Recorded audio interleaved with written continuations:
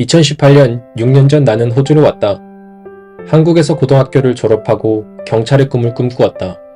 경찰이 되기 전 세계여행이라는 도전을 해보고 싶었고 돈을 모으기 위해 또 특별한 경험을 하고 싶어서 나는 호주 워킹홀리데이를 선택했다. 그리고 지금부터 6년이라는 호주에서 워킹홀리데이 그리고 호주대학교 어쩌다 영주권까지 나의 이야기를 들려주려고 한다. 나의 시작은 순조롭지만은 않았다. 호주 가서 실패하고 돌아오면 어쩌지? 라는 걱정에 토를 냈다. 호주에 도착한 첫날 갑자기 코피도 났다. 비행기 옆자리에서 만났던 아주머니 집을 어쩌다 가게 되었고 호주 오기 전 예약해두었던 게스트하우스까지 남동생분이 데려다 주기로 했다. 숙소로 가는 길 남동생이 저기 한식당 있는데 한번 물어라도 보고 올래? 라고 했다.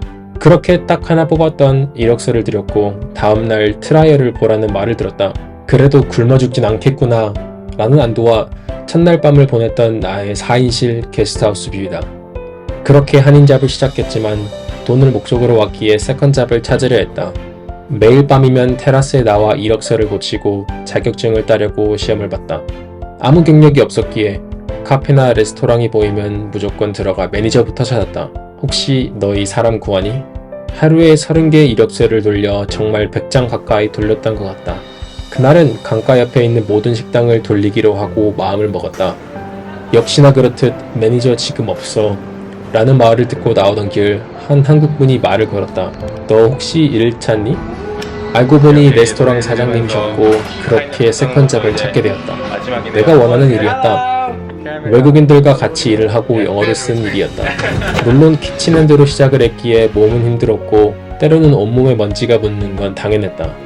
그렇게 그곳에서 일한 지 약 6개월쯤 흘러갈 무렵 나는 세컨 비자를 따기로 결심했다.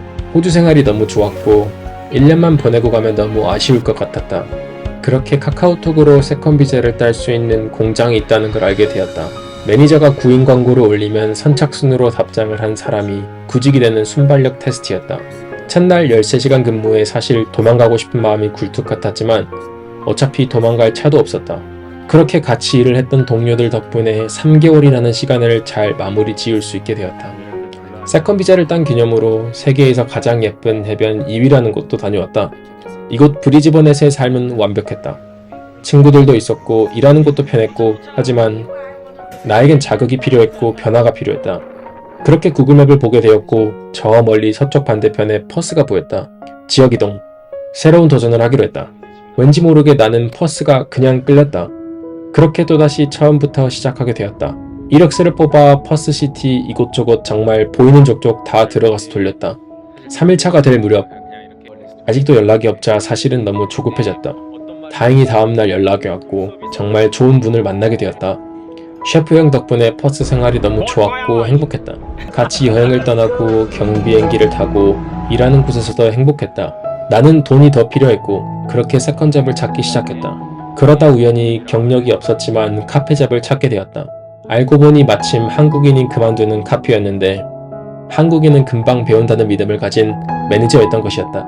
그렇게 항상 꿈만 꾸었던 호주에서 바리스타 일을 하게 되었다. 유튜브를 보며 항상 라떼아트 연습을 하였고 시간이 흘러 라떼아트 대회에도 참가하였다. 퍼스에 오기로 결정을 하고 어떤 레스토랑이 있는지 찾아본 적이 있었다. 퍼스 도시 중심 빌딩 꼭대기에 위치한 회전하는 레스토랑이 있다는 걸 알게 되었고 그곳에서 한번 일해보고 싶다는 생각을 해본 적이 있었다. 첫날 이력서를 오자마자 돌렸지만 역시나 거절을 당했었다. 시간이 흘러 그 레스토랑 매니저에게 나를 추천해주는 일이 생긴 것이다. 덕분에 빌딩 꼭대기층에서 일을 할 수 있게 되었다. 뷰는 언제나 봐도 아름다웠지만 일은 정말 고되었다. 멋진 겉모습과는 다르게 이리저리 왔다 갔다 해야 했고 그래도 동료들은 항상 좋았다. 여행을 좋아했기에 캠핑카를 타고 서호주 전부를 돌아다녔다. 혹시 모를 미래를 위해 드론 자격증도 땄다. 벌써 호주에서 머문 지 3년이라는 시간이 되었고 나는 대학교를 가기로 결심했다. 갑자기 왜 대학교냐고? 한창 코로나가 심각한 시기 나의 원래 계획은 캐나다를 가는 것이었지만 오는 비행기가 잠정적으로 중단되었다. 그렇게 비자는 만료일이 다가오고 있었고 나에게 한국과 호주라는 두 가지 선택밖에 없었다. 호주에서의 삶이 너무 좋았고 이곳에서 뭔가 모를 가능성이 보였다. 후지필름과 협업을 통해 포토북을 만든 적이 있었고 내 사진을 웹사이트에 올려 팔아보려는 생각을 하였다. 내 룸메이트는 항상 IT를 공부한다고 했었고, 그래서 IT가 무엇이냐고 물어보니 웹사이트나 앱을 만드는 것이라 했다. 부모님도 내가 한국에서 대학교를 1년밖에 안 다녔던 것을 알기에 그래도 대학교에 나와야 하지 않겠냐 라고 설득을 하였다. 그렇게 어떠한 확신도 없이 IT를 공부하기로 했다. 뭔가 세계 어디를 가서도 일을 할 수 있을 것 같았고 한국보다는 호주가 뭔지 모를 성장 가능성이 보였다. 이때 가장 떠올랐던 사람이 골드코스트에 계시는 유학원 원장님이었다. 유학이라는 건 어쩌면 내 인생의 가장 큰 터닝포인트일 것 같았고 믿을 수 있는 사람에게 이 절차를 맡기고 싶었다. 문제가 생겼다. 이곳에서 대학교를 다닌다는 것은 내 계획에 없었다. 듣기로는 호주 대학교 학비는 비싸다고 들었고 확인을 해보니 3년 과정이 약 1억이었다. 입학을 하기 위해서는 첫 학비를 내야 했는데 통장에 돈이 없었다. 그렇게 첫 학비는 부모님이 내주셨고 나는 다짐했다. 다시는 부모님한테 손을 벌리지 않겠다고. 그렇게 학교를 다니기 시작했고 학교 수업이 없는 평일 그리고 주말에는 항상 일을 했다. 처음 배워보는 컴퓨터 용어 그리고 어디서 들어보기만 한 코딩 모든 게 낯설었다. 그래도 호주에서 약 3년이라는 시간을 보내면서 내가 얻은 건 바로 자신감. 그냥 뭐든지 할 수 있을 것 같았다. 수업이 끝나면 집에서 유튜브로 복습을 하고 또 예습을 했다. 주 7일 쉬는 날 없이 공부와 일로 바쁘게 보냈다. 마침 코로나 시기여서 대부분의 학생들이 온라인으로 수업을 들었지만 나는 몇 천만 원이라는 돈을 한 학기당 내는데 온라인으로 수업을 들으면 인강이랑 뭐가 다를까 싶어서 직접 캠퍼스를 가서 수업을 들었다. 막상 가보니 정말 한두 명밖에 학생이 없었고 과외를 받는 듯이 나의 1년이라는 시간이 흘러갔다. 그렇게 1학년 한 과목을 제외하고 모든 과목에서 가장 높은 등급을 받았고 다음 학기 장학금을 받았다. 여름방학이 시작되었고 나는 부름이라는 곳을 갔다. 외국인 쉐어하우스에 살고 있었고 같은 방에 살았던 친구가 부름에서 태어나고 자란 호주 원주민이었다. 마침 그 친구랑 연락을 주고받고 있었고 그 친구가 지금 자기 고향에 있으니 놀러오라는 것이었다. 호주에 살면서 호주 원주민들을 만나고 싶었는데 친구 덕분에 새로운 친구들을 사귀게 되었고 또 계획하지 않았던 인터뷰 영상도 만들게 되었다. 대학교 2학년이 시작되었고 작년과는 매우 달랐다. 과목들이 어려워졌고 코로나가 끝나는 시점이라 교실에는 몇십 명의 학생들로 북적였다. 2학년은 내 대학교 생활의 터닝포인트였다. 호주 원주민 인터뷰 영상이 계기가 되어 나는 대학교에서 리서치 어시스턴트로 일을 하게 되었다.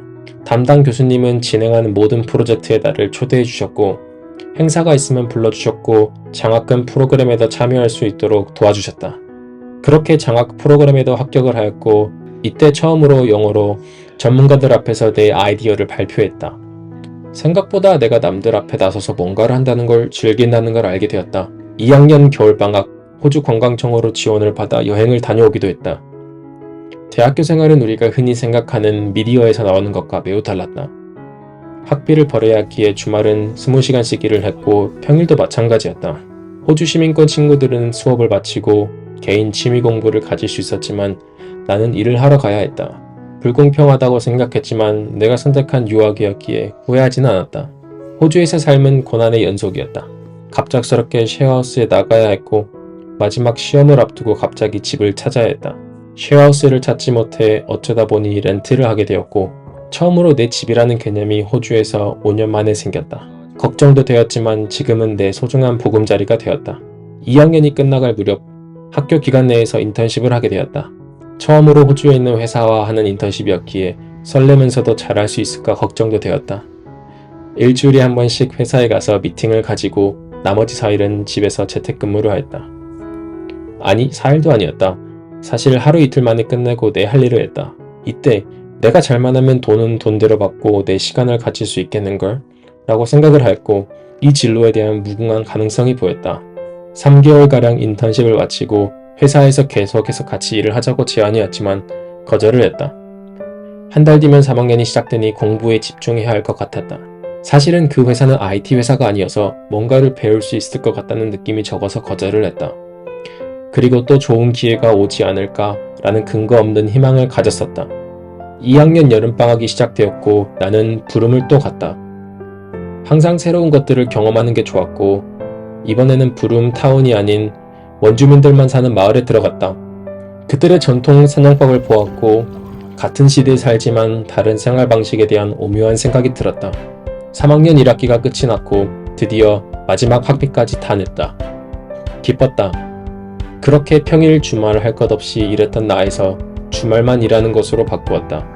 별거 아니지만 돈에 쫓겨 사는 삶이 아니게 되어서 너무 행복했다. 평일에 이틀 일 안 하는 것이지만 정말 시간이 많이 생겼다. 마지막 학기 유학생을 대표해서 같은 대학교 컴퓨터를 공부하는 친구들 앞에서 나의 호주 성장 과정을 발표하기도 했다. 내 인생 이야기를 친구들 앞에서 발표한다니 사실 설렜다. 다시 갈 지도라는 여행 프로그램에도 출연을 하였다. 10월 졸업을 앞둔 한 달이 남은 시점, 불안해지기 시작했다. 한 달밖에 남지 않았는데 어떠한 취업도 없었다. 그렇게 하루하루 티내지는 않았지만 불안한 하루를 보냈다. 정말 운이 좋게 인턴십에서 연락이 왔고 연달아 스타트업 회사 그리고 커튼대학교 간호사 웹사이트 만드는 일을 찾게 되었다. 그리고 2024년 2월 드디어 졸업식을 하게 되었다. 인턴십도 끝이 났고 5년 동안 해오던 주말 카페 일도 그만두었다. 현재는 스타트업 회사에서만 일을 하고 있고 졸업생 비자를 신청했고 영주권을 신청하기 위해 유학원 원장님의 추천을 받은 법무사와 상담도 받았다. 경찰이라는 꿈에서 호주 워킹홀리데이를 통해 인생이 180도 바뀌게 되었다. 지금은 개발자로 일하고 있지만 몇 년 뒤에는 또 어떤 일을 하고 있을지 나도 모르겠다. 항상 생각한다. 내가 하고 싶은 건 뭘까? 인생이란 뭘까? 그냥 매 순간 주어진 것들에 최선을 다하면 좋은 결과가 오지 않을까 싶다. 항상 그랬듯이.